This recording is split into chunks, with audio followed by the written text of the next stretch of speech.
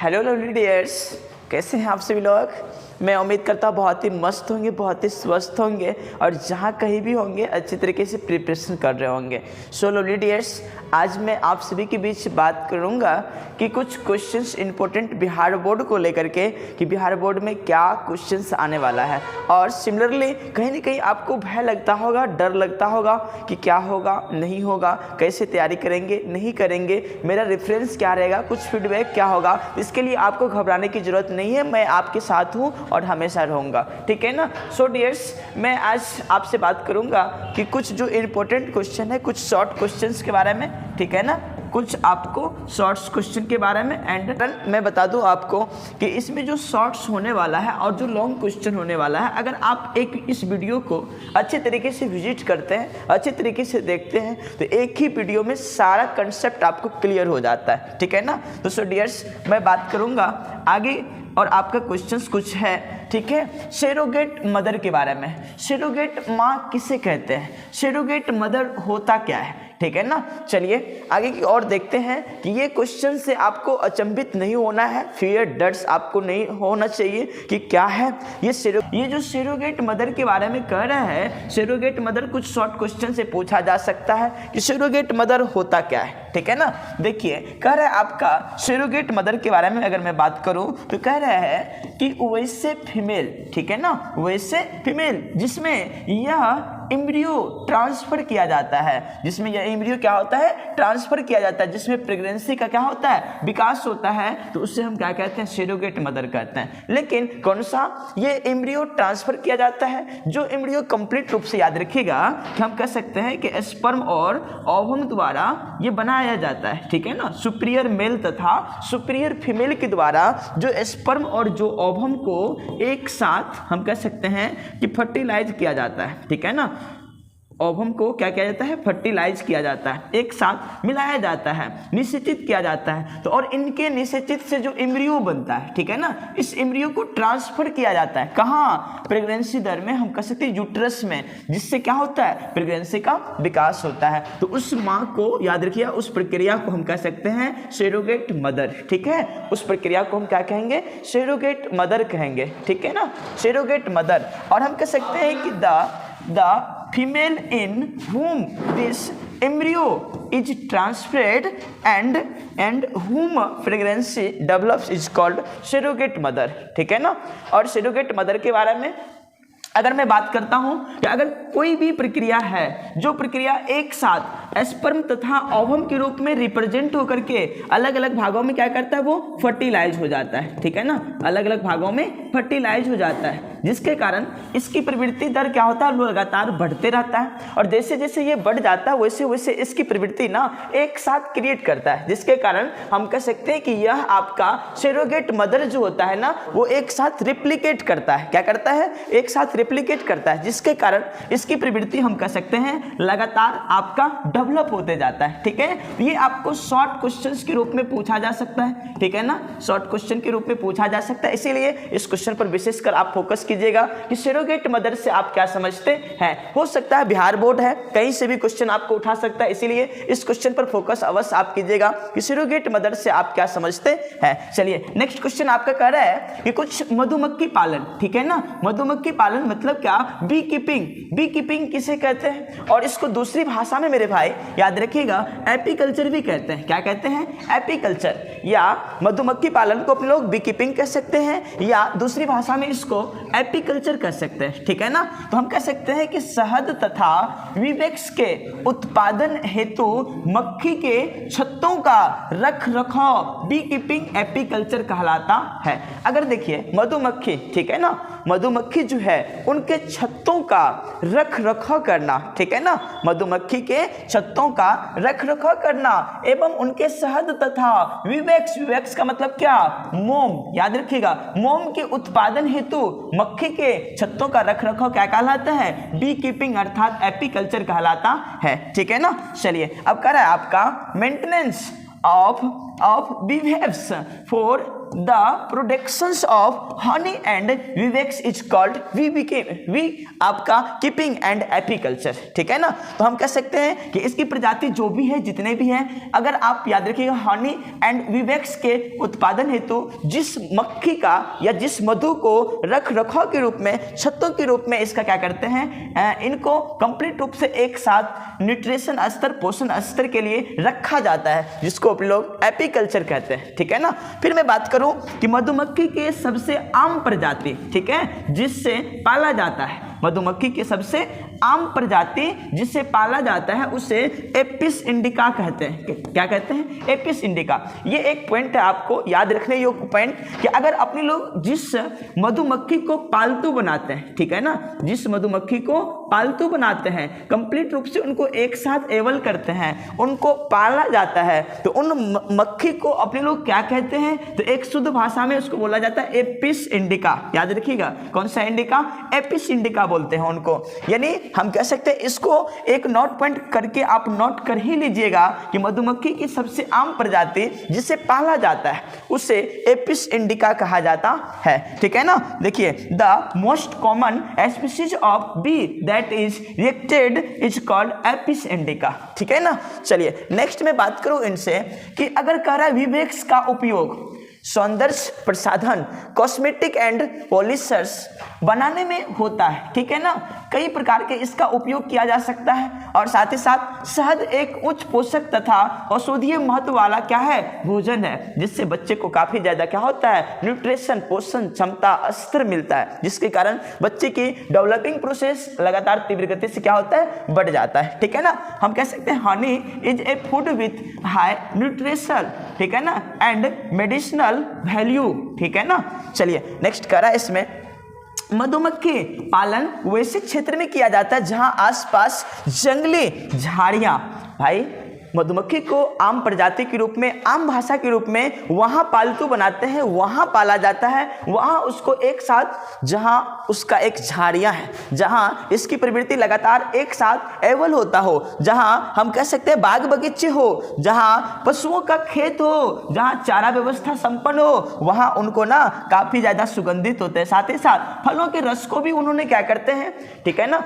Nutrition स्तर को create करने का काम करते हैं। तो हम कह सकते हैं यहाँ पे याद रखिएगा कि मधुमक्खी पालन वैसे क्षेत्र में किया जाता है जहां आसपास जंगली झाड़ियां, फलों के बगीचे तथा पशु के खेत होते हैं, ठीक है ना। चलिए अब आपका आगे कह रहा है, आगे इसमें पॉइंट है कि एक ये पॉइंट अवश्य आपको भी बना करके लिखना होगा कि बोर्ड एग्जाम के लिए भी, कि हर एक स्टार पॉइंट, हर एक पॉइंट को क्रिएट करके लिखना होगा कि एक सफल मधुमक्खी पालन के लिए महत्वपूर्ण बिंदु क्या क्या है, ठीक है ना। हम चाहते हैं कि एक मधुमक्खी को पालतू बनाए, इसके लिए मुझे किन किन बातों पर ध्यान देना होगा। तो हम कह सकते हैं मेरे भाई, याद रखिएगा कि एक इंपॉर्टेंट आपका पॉइंट क्या है इसमें, important point for successful bee keeping, ठीक है ना। यानी एक मधुमक्खी के प्रकृति तथा उनके व्यवहार का क्या होना चाहिए? ज्ञान होना चाहिए। भाई उनकी प्रवृत्ति कैसा है, वो किस वास स्थान में रहते हैं, उनका देखरेख कैसे किया जाता है, उनके बारे में मुझे जानकारी जब तक नहीं रहेगा ना, तब तक हम इस चीज़ को स्टडी नहीं कर पाएंगे, उसको पालतू नहीं बना पाएंगे, उसका अच्छे तरीके से देखरेख नहीं कर पाएंगे, ठीक है ना। तो फिर मैं बात करूं कि हम कह सकते हैं knowledge of nature and behaviour of बीज, ठीक है ना। मधुमक्खी की प्रकृति तथा उनके व्यवहार का क्या होना चाहिए? ज्ञान होना चाहिए। फिर कह रहा है आपका उपर्युक्त, ठीक है, उपर्युक्त स्थान का चयन, सेलेक्टिंग, ठीक है, यज ए सुटेबल लोकेशन। भाई उसको कहाँ पालोगे आप, किस प्रकार से पालोगे, उसका व्यवसायिक स्तर क्या होगा, किस प्रकार से उनको आप लेवल में रखोगे, किस किस प्रोसेस के माध्यम से उसका स्थान क्या होगा, उन स्थान को भी चयन करना होगा आपको, ठीक है ना। कह रहा है selecting a suitable location, suitable location को आपको सेलेक्ट करना होगा कि आप उसको किस प्रकार से रखते हो, उसका स्थान क्या है। कहीं आप उसको ना कचरे में भी दे दोगे ना तो वो वहां नहीं रहेगा, ठीक है ना, उसके लिए अलग स्थान का चयन करना जरूरी है आपको, ठीक है ना। चलिए कह रहा है आपका मधुमक्खी के झुंड, हेलो कह रहा है भाई साहब फोकस बोर्ड पर, कह रहा है मधुमक्खी के झुंड स्वेरल्स को पकड़ना तथा छत्ते में रख रखाव का ध्यान रखना, ठीक है ना। मधुमक्खी के झुंड को पकड़ना और उनको छत्ते में रखा जाना उनके लिए सबसे ज्यादा काफी बेहद क्या होता है? आसान होता है। फिर कह रहा है आपका catching bee a swarms and taking care of maintenance ठीक है, इन द हैविस्ट, मतलब क्या कि अगर उनके झुंड को अगर पकड़ के रखते हैं ना छत्ते में ना, तो उनको भी देखरेख करना जरूरी है, ठीक है ना, बहुत इंपॉर्टेंट है। फिर देखिए कह रहा है आपका कि विभिन्न मौसम में मधुमक्खी के छत्तों का प्रबंध और रख रखाव जरूरी है। कोई भी मौसम हो उससे फर्क नहीं पड़ता है, बट आपको ये ध्यान रहे कि आप किस प्रकार से उसका देखरेख करते हैं, उसका मेंटेनेंस आप कैसे करते हैं, उनको केयर आप किस प्रकार से करते हैं, ठीक है ना। चलिए फिर कह रहा है आपका management and maintenance of bee hives and different of session, कोई भी सेशन क्यों नहीं उससे उसको फर्क पड़ने वाला नहीं है, ठीक है ना। शहद तथा विवेक्स, विवेक्स का मतलब क्या, मोम को संभाल कर रखना तथा इकट्ठा करना।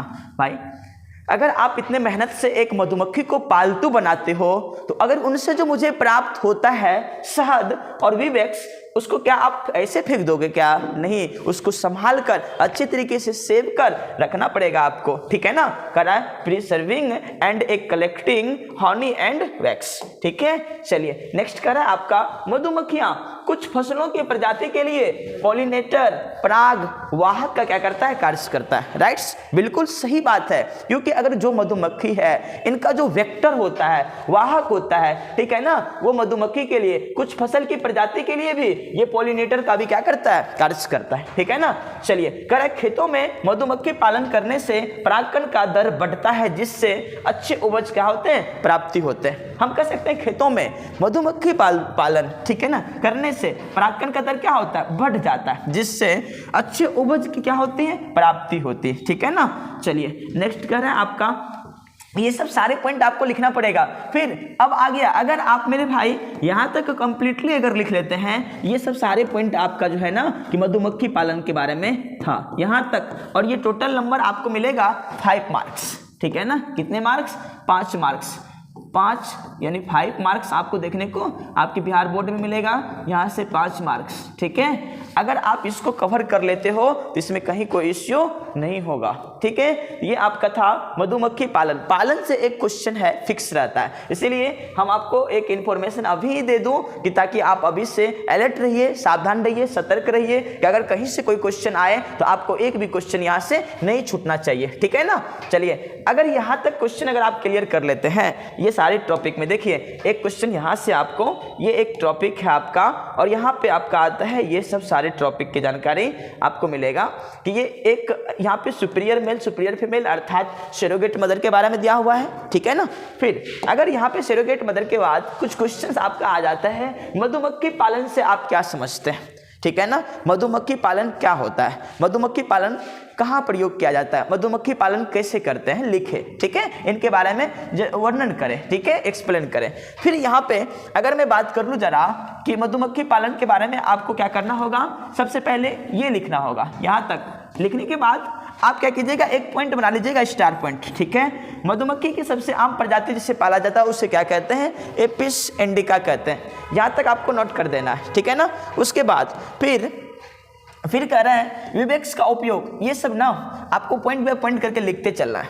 अगर यहाँ तक आप लिख देते हो उसके बाद फिर क्या करना है, ठीक है ना, ये एक पॉइंट आपको और देना है कि एक सफल मधुमक्खी पालन के लिए महत्वपूर्ण बिंदु क्या क्या होता है, ठीक है। अगर आप इतना कवर कर देते हो तो कहीं आपको फिर इसमें प्रॉब्लम नहीं होगा और एक भी नंबर आपका नहीं काटा जाएगा, ठीक है। तो ये आपको पॉइंट यहाँ तक नोट करना पड़ेगा, कम से कम 5 पॉइंट, ठीक है। अगर 5 पॉइंट नोट कर देते हैं ये सब एक एक्स्ट्रा पॉइंट आपका है, ठीक है ना। तो यहाँ तक कम से कम आपको क्लियर करना पड़ेगा। ये एक था मधुमक्खी पालन के बारे में, ठीक है ना, बी कल्चर या एपीकल्चर के बारे में। उम्मीद करते हैं मेरे भाई यह आपको लॉन्ग क्वेश्चन काफ़ी समझ में आपको आया होगा, इंपॉर्टेंस आपका था, और कोशिश ये कीजिएगा आप आपकी थोड़ा अच्छे तरीके से मेहनत करें, ठीक है, पढ़ें। और इसमें हम एक लॉन्ग क्वेश्चन और आपको इंक्लूड करूंगा कि एक लॉन्ग क्वेश्चन और क्या है, कुछ फिशर्स मछली पालन के बारे में, ठीक है ना। मछली पालन क्या होता है जरा ध्यान से समझिए, आपसे क्वेश्चन पूछा जा सकता है कि मछली पालन से आप क्या समझते हैं, मछली पालन होता क्या है, लिखें। मछली पालन के बारे में बताएं। देखिए मछलियों तथा अन्य जलीय जीव जैसे केकड़ा, ठीक है ना, कार्प, झींगा यानी परवोन, खाने वाले सीप इत्यादि को पकड़ना, प्रोसेसिंग करना तथा बचने के उद्योग को मछली पालन कहते हैं। ठीक है ना। अब हम कह सकते हैं कि ये मछली पालन जो होता है ना, मछलियों के अन्य जलीय जीव जितने भी हैं, जैसे मछली का अन्य पार्ट, जैसे कुछ केकड़ा मछली, कुछ झींगा, ठीक है ना, कुछ खाने वाले जो भी सिप उप मछलियां होते हैं, ये सब सारे मछली हम कह सकते हैं इसके प्रोसेसिंग करना तथा बेचने के उद्योग को क्या कहते हैं, मछली पालन कहते हैं, ठीक है ना।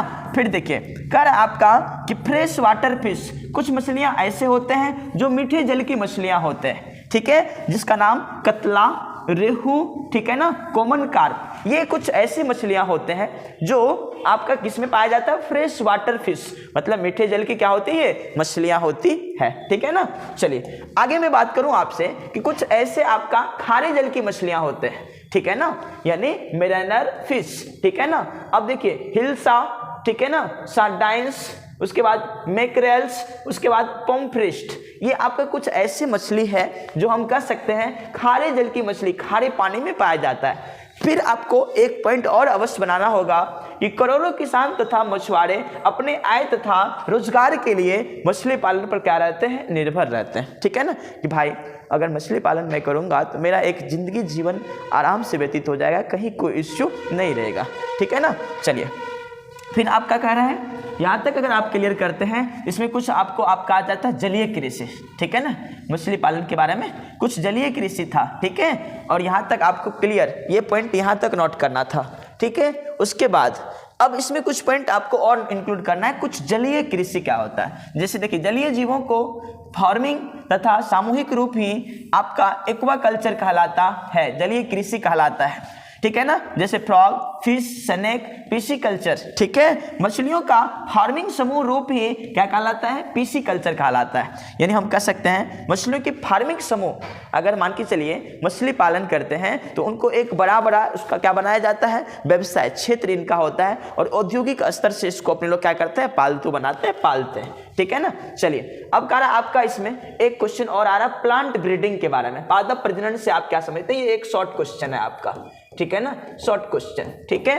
तो मैं बात करूं प्लांट ब्रीडिंग मतलब पादप प्रजनन, क्या अलग अलग किस्म के पौधों के बीच कृत्रिम तरीके से प्रजनन कराकर ऐच्छिक रूप से अच्छे उपज तथा रोग प्रतिरोधक क्षमता युक्त पौधे को प्राप्त करने की क्रिया क्या कहलाता है, प्लांट ब्रीडिंग कहलाता है। अब मैं बात करूं कि आज का यह कार्य आणविक रूप से अनुवांशिक अभियंत्रण जेनेटिक इंजीनियरिंग द्वारा क्या कराई जाती है। अब अपने से कुछ भी करना इम्पॉसिबल हो जाता है, क्योंकि अब उतना ज़्यादा इंसान मैच्योरिटी उसके अंदर नहीं है, क्योंकि परिपक्वता और वैक्षता उतना अंदर नहीं है जितना पहले सिंसियर था, अब एक्टिव उतना नहीं रहता है, ठीक है ना।